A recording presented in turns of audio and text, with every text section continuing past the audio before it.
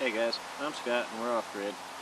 Today I'm going to be taking the transmission out of my Nissan Xterra. It's a 2001 4x4 and it has the Jatco RE40R1A transmission in it, which is fairly common through most of your 90s and into the early 2000s Nissans, including the 300Z, the Frontier, and the Xterra.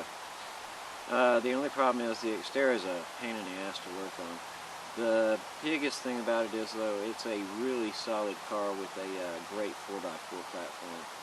So, let's see what I got going on. Alright, so the first thing I did was disconnect the negative battery cable. And I took and drained the transmission fluid.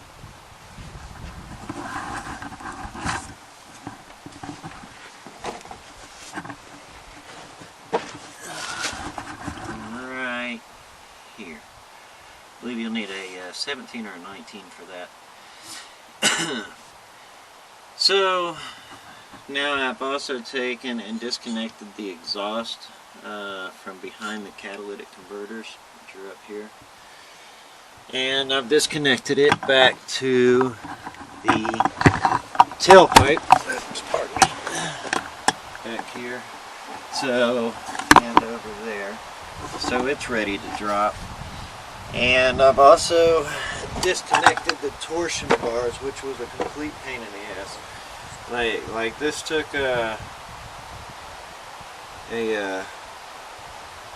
most of the day just to disconnect these, because up here on top there's going to be bolts sticking out here, and you have to unwind these. These keep the torque tight on the torsion bar, so it'll give your suspension some spring. But anyway, so I've disconnected it up front there. You can see where it's moving. So now I'm fixing to drop this, and that should give me access to start unbolting the transmission. And just to let you know, before you remove the torsion bars, make sure you mark the exact position to where it is turned to. Also, before you remove the bolts, I took you're supposed to measure it. I took a piece of heat shrink tubing and put it on top of the bolts, and then cut it off level with the put it on top of the nuts and then cut it off level with the bolt. That way when I'm winding it back up, I can get it back to where it was. Now, to remove the front mount here, you're going to want to bang this thing a little bit. Loosen it up.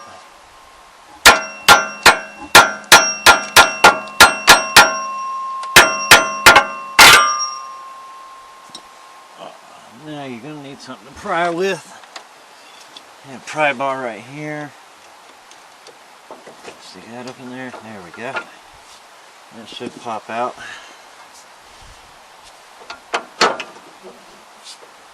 Alright. Okay, so now you can see the torsion bar I've got unwound right here. And this whole bar has to come down all the way across here to this torsion bar. And I've already released the bolts. You're going to have 4 bolts up in here that run straight through. And they're going to need 17 millimeters on them. So now comes some more banging and prying.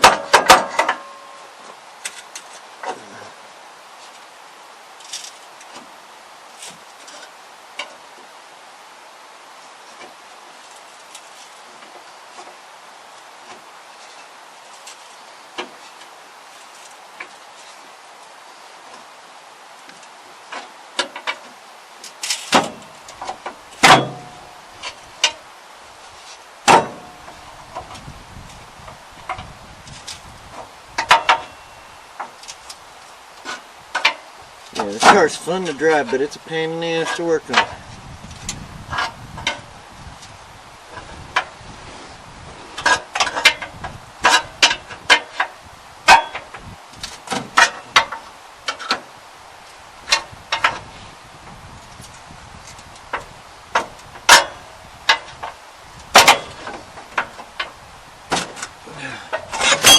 There we go.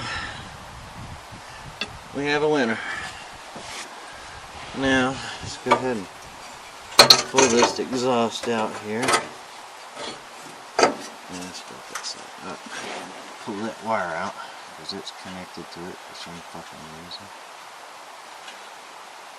Alright. And that one is going to take a... It looks like a 10.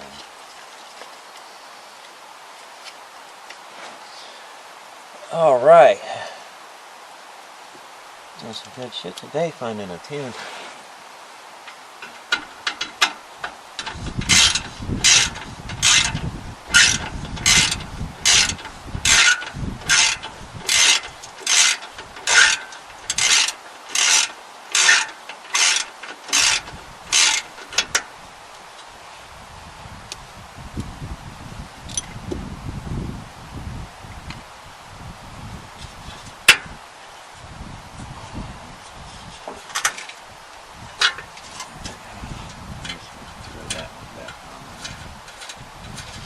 So one of the things I've been doing is I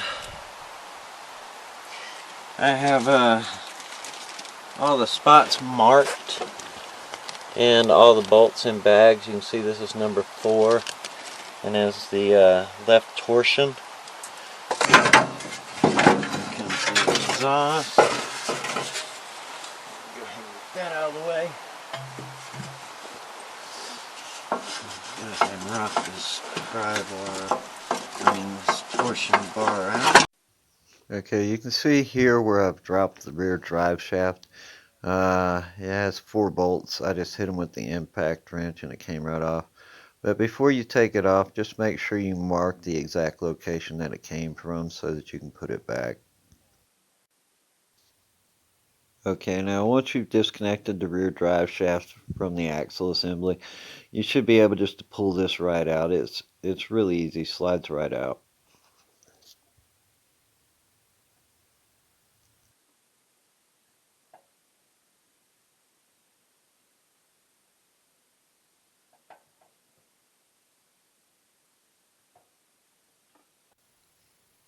Okay, now here I'm going to mark the front drive shaft and start taking it down.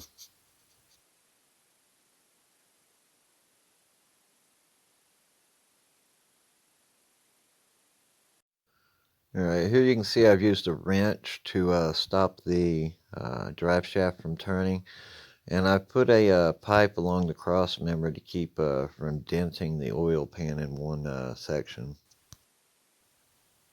Okay, now you just remove the bolts once you got that drive shaft locked into place, and you're going to need a pipe over your wrench or something to really get some leverage, because these were done on there with Loctite and they're really tight.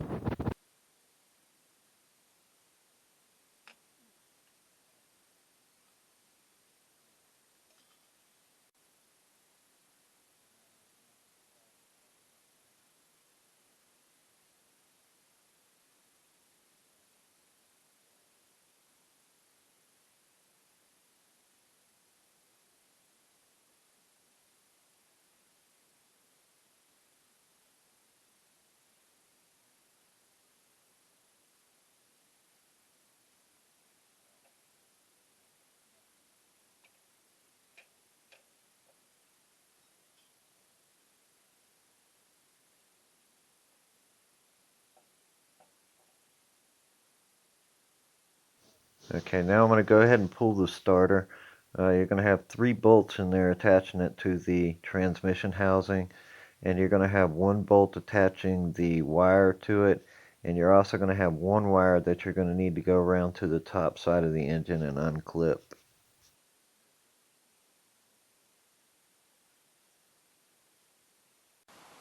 Alright guys, nightfall is coming, so I'm going to go ahead and end it for today.